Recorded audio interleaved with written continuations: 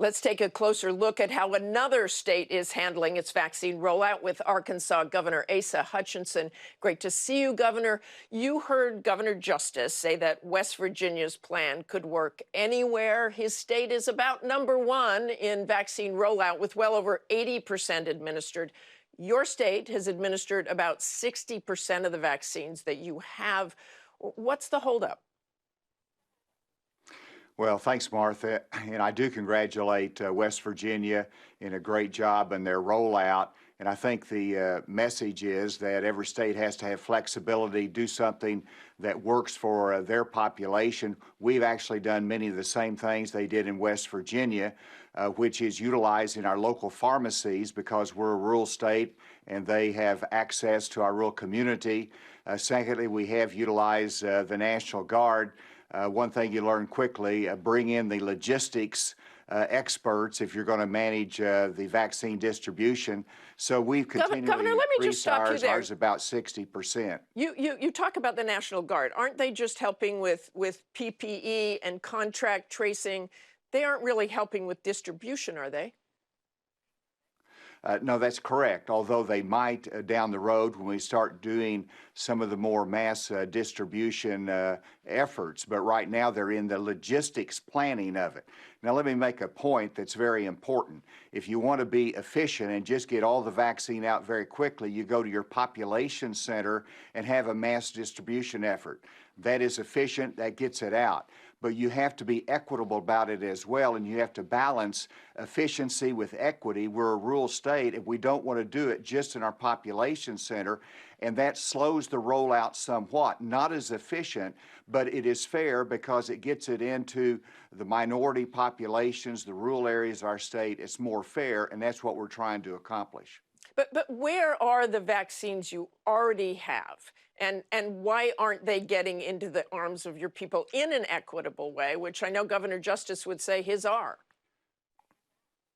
Well, ours is moving that direction. We are working in our rural communities as well as in our urban centers. And whenever you're at 60%, you're asking where's the 40% of the vaccines.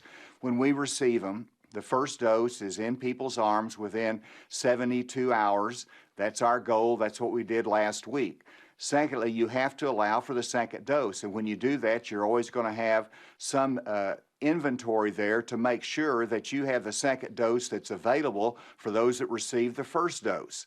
And that's important because that's the FDA approval. You don't want to jump ahead of that, and you don't want to just have one shot. You want to have the booster shot as well that the FDA requires, and that allows for some excess inventory that exists. And you were on the show last summer and urged President Trump to invoke the Defense Production Act to increase testing capability. Do you think Joe Biden is doing enough? Do you see any change thus far? Well, in terms of the vaccine distribution, it's been seamless. And I was delighted that we had a 14% increase in vaccine supply last week. This is going to be very, very important for us.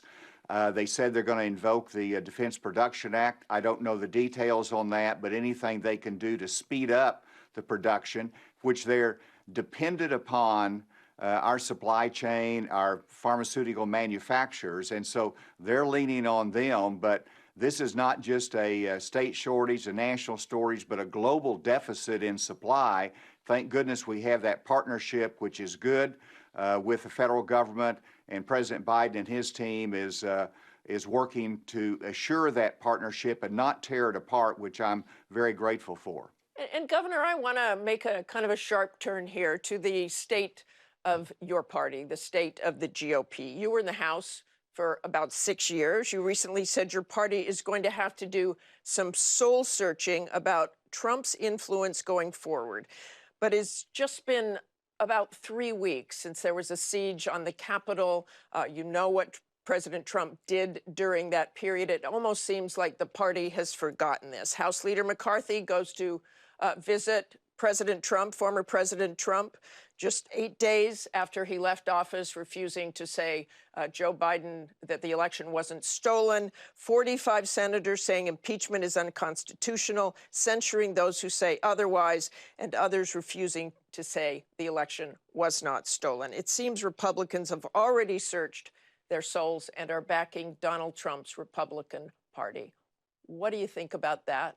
Well, I think there's a lot of different voices, and the Republican leadership has said very clearly, including Kevin McCarthy, that President Trump bears responsibility for what he brought the people to the Capitol. He brought them to Washington. They went to the Capitol. He bears some responsibility there. And yet he goes to visit him in a smiling photo opportunity. The Senate trial is going to refocus what happened on the attack on the Capitol, and it's going to call all Republicans to take a position more clearly. President Trump has helped build the party in the last 4 years. I hope he does not help to destroy the party in the coming 4 years. And we need to have a level of accountability.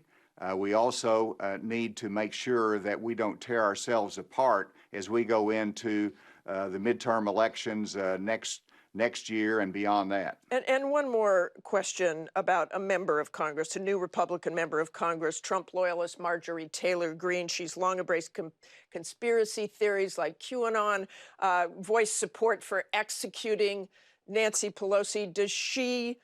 Is she fit to serve, and should she be on the Education Committee? Well, that's, first of all, the people of her district elected her, and that should mean a lot. They elected her, and she's going to run for re-election, and she'll be accountable for what she said and her actions. And then, given her history, is she fit to serve? I'm not going to answer that question as to whether she's fit to serve because she believes in something that everybody else does not accept. I reject that, but she's going to stand for re-election. I don't think we ought to punish people from a disciplinary standpoint, a party standpoint, because they think something a little bit different.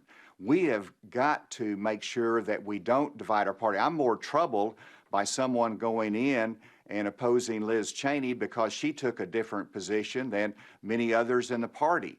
That's the kind of thing that tears our party apart. We need to not start primarying everyone just because we don't like how they handled things during the last 2 or 3 weeks post-election. But let's Governor, focus on you our say ideas you shouldn't go after someone because they think of something a little bit different. She believes in conspiracy theories, that there are pedophiles running Washington. That's not just a little bit different. I reject that, and I would not vote for her. I would not vote for her. The second question is, should the House of Representatives make a disciplinary call on her? I'm not going to get in the middle of that. They're going to have to make that judgment.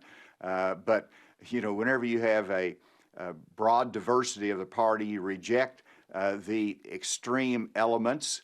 It's not mainstream GOP, and that's what we've got to get back to. We got to have a regard for those people that supported Donald Trump. Because they have a message, they have a concern, but at the same time, we don't want to gloss over the terrible actions that happened at the Capitol. We need to hold people accountable for that. That is critically important. Okay, thanks for joining us this morning, Governor. We really appreciate it. Hi, everyone. George Stephanopoulos here. Thanks for checking out the ABC News YouTube channel. If you'd like to get more videos, show highlights, and watch live event coverage, click on the right over here to subscribe to our channel. And don't forget to download the ABC News app for breaking news alerts. Thanks for watching.